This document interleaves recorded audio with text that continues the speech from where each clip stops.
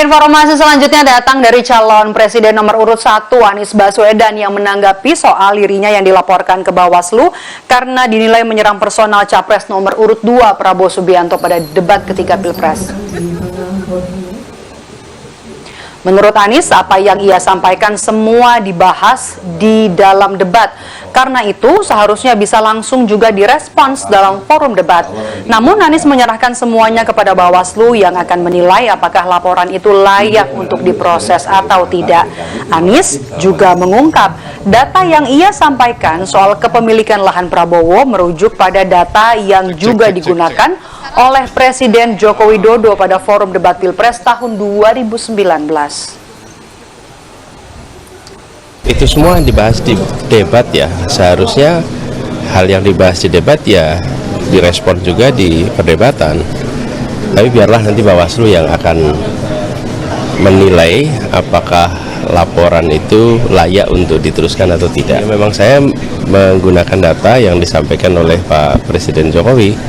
Dan data itu ada rujukannya, jadi kalau memang dianggap bermasalah ya kita lihat rujukannya gimana gitu.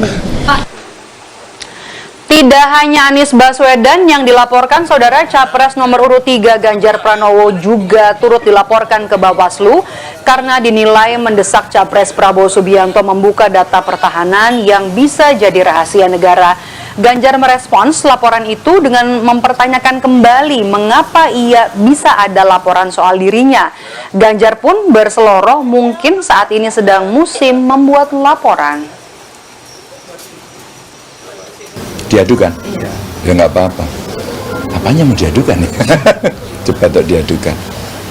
Apakah capaian program Bapak mendapatkan hasil yang baik?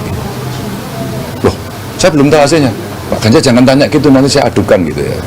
Ya mungkin lagi musim adu-mengadu, nggak apa-apa. Jelasin semua. Sementara itu, Bawaslu mengaku telah menerima dan juga mengkaji laporan terhadap Anies Baswedan. Kajian yang dikerjakan Bawaslu, yakni apakah laporan soal Anies Baswedan itu memenuhi syarat atau tidak.